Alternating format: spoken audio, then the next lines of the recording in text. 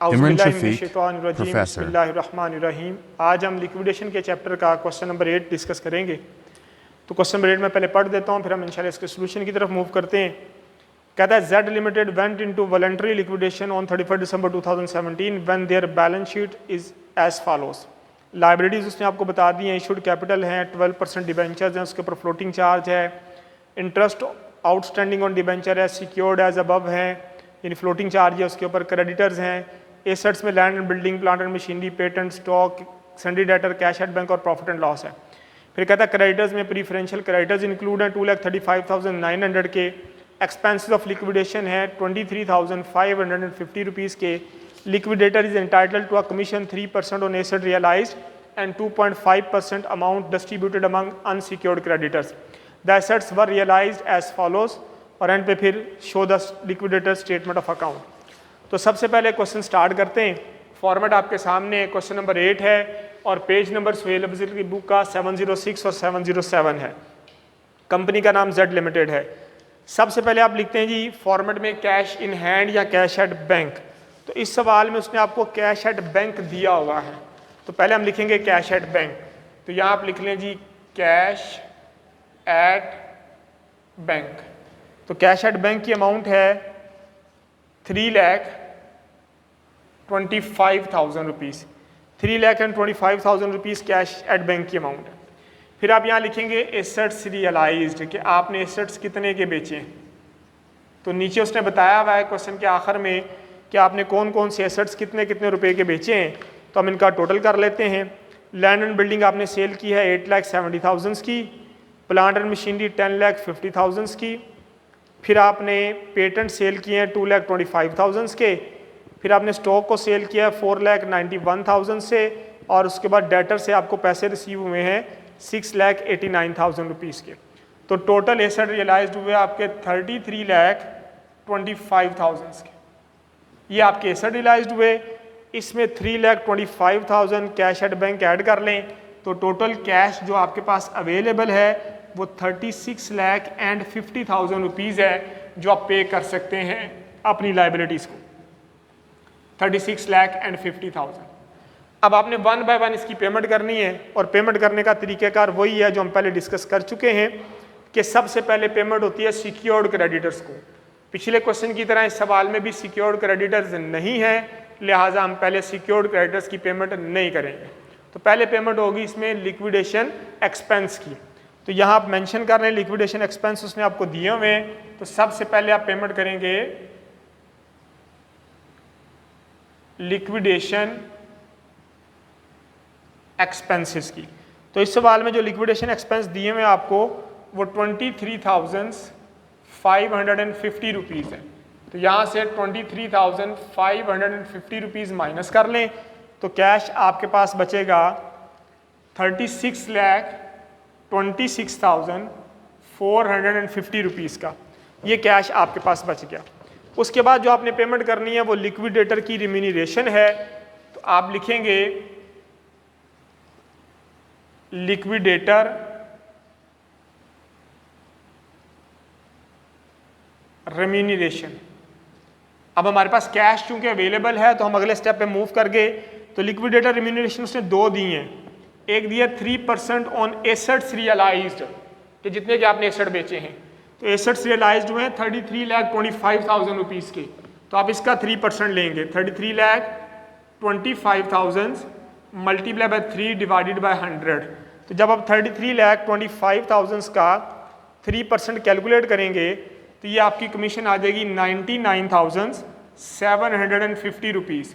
तो यहाँ से 99,750 रुपीज़ आप कर लेंगे माइनस। तो कैश आपके पास जो बच जाएगा वो होगा 35,26,700 रुपीज़। इसके बाद अगली रिम्यूनरेशन है 2.5% on amount given to unsecured creditors, यानी जो अमाउंट आप अनसिक्योर्ड क्रेडिटर्स को देंगे उस पर 2.5% लेना है। तो अभी तो मुझे अनसिक्योर्ड क्रेडिटर्स का नहीं पता कि मुझे उसको पेमेंट भी करनी है कि नहीं करनी, कैश बचेगा कि नहीं बचेगा। तो फिलहाल हम इसको स्किप करते हैं, एंड पे जाके देखेंगे कि हमारे पास अमाउंट कितनी अवेलेबल है, फिर उसके अकॉर्डिंगली हम इसको पेमेंट करेंगे। लेकिन याद रखिएगा ये प्राइमरी इंपॉर्टेंट है, अगर आप अनसिक्योर्ड क्रेडिटर्स को 1 रुपया भी देंगे तो पहले ये कमीशन देनी पड़ेगी। उसके बाद हमने पेमेंट करनी है पार्टली सिक्योर्ड क्रेडिटर्स को, तो उसमें आपके डिबेंचर्स हैं जो उसने आपको बताए हुए हैं क्वेश्चन के अंदर, तो आप यहाँ लिखेंगे डिबेंचर्स, और डिबेंचर्स की जो अमाउंट है वो है 8 लाख रुपीज़, तो आप यहाँ पर लिख देंगे 8 लाख। तो हमने डिबेंचर्स की पेमेंट कर देनी है 8 लाख की, कैश हमारे पास अवेलेबल है, तो यहाँ से आप 8 लाख रुपीज़ माइनस कर दें। तो पेमेंट करने के बाद हमारे पास जो कैश बचेगा 8 लाख की पेमेंट करने के बाद वो है 27,26,700। फिर इस पर इंटरेस्ट था, उस पर भी फ्लोटिंग चार्ज है, इंटरेस्ट ऑन डिबेंचर्स पर, तो वो भी पार्टली सिक्योर्ड के अंदर आ जाएगा, तो उसकी भी आप पेमेंट करेंगे। तो इंटरेस्ट ऑन क्रेडिटर्स आपका जो है सिक्योर्ड एज अबव भी था, जैसे पहले सिक्योर्ड है, तो ये है 96,000 रुपीज़, तो ये भी आप पे कर देंगे। तो यहाँ से 96,000 भी आप कर लेंगे माइनस, तो बाकी कैश इन हैंड आपके पास बच जाएगा। ये कैश इन हैंड आ गया 26,30,700। उसके बाद हम पेमेंट करते हैं प्रीफरेंशियल क्रेडिटर्स को। उसने नीचे बताया हुआ है कि क्रेडिटर्स इंक्लूड प्रीफरेंशियल क्रेडिटर्स ऑफ 2,35,900। तो प्रीफरेंशियल क्रेडिटर्स फिलहाल हैं, आप पहले वो पे करें। प्रीफरेंशियल क्रेडिटर्स वो हैं 2,35,900। तो यहाँ से 2,35,900 माइनस कर लेंगे, तो बाकी आपका कैश बच जाएगा। ये कैश बच गया 23,94,800 रुपीज़ का। अब अगली बारी आपके अनसिक्योर्ड क्रेडिटर्स की है, तो जो यहाँ क्रेडिटर बताए हुए हैं वो अनसिक्योर्ड क्रेडिटर्स हैं, लेकिन क्रेडिटर्स हैं आपके 9,56,000 रुपीज़ के। इसमें से वो ये कह रहा है कि जो प्रीफरेंशियल क्रेडिटर्स थे वो इसके अंदर इंक्लूड थे, तो वो तो हमने पे कर दिए हुए, तो जब इसके अंदर इंक्लूड थे तो वो हम ऑलरेडी पे कर चुके हुए हैं, तो वो 2,35,900 रुपीज़ यहाँ से माइनस करेंगे, बाकी आपके अनसिक्योर्ड क्रेडिटर्स बच जाएंगे। तो 9,56,000 माइनस 2,35,900, तो ये अनसिक्योर्ड क्रेडिटर्स आपके बचे 7,20,100 रुपीज़। तो कैश आपके पास इनफ अवेलेबल है, तो आप अनसिक्योर्ड क्रेडिटर्स को पेमेंट कर देंगे, चूँकि कैश आपके पास है।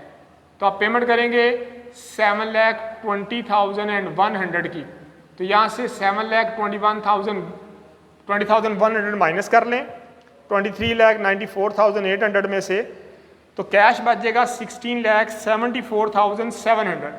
अब आपने अनसिक्योर्ड क्रेडिटर्स को फुल पेमेंट की है, तो लिहाजा आप इस फुल अमाउंट का 2.5% उसको रेम्यूनरेशन पे करेंगे, जो हमने पहले कमिट किया हुआ है।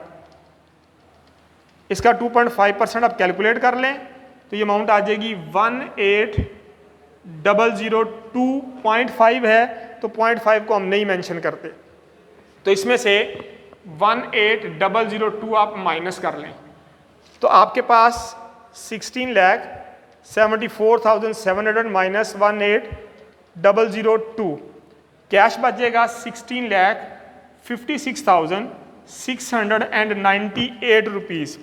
तो ये कैश आप पे कर देंगे शेयर होल्डर्स को, चूँकि कैश एंड पे शेयर होल्डर्स को पे होना है, तो शेयर होल्डर्स को आप पेमेंट करेंगे 16,56,698 और इसका टोटल कर लेंगे तो 36,50,000 रुपीज़ आपका पूरा हो जाएगा।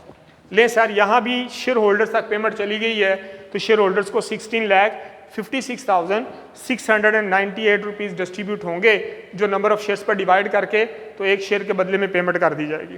तो ये आपका क्वेश्चन है आज का, question number 8 liquidation of companies का। अगर आपको उम्मीद है आपको समझ आ गई होगी, चैनल को सब्सक्राइब भी करें, लाइक भी करें, शेयर भी करें। थैंक यू वेरी मच, बहुत शुक्रिया।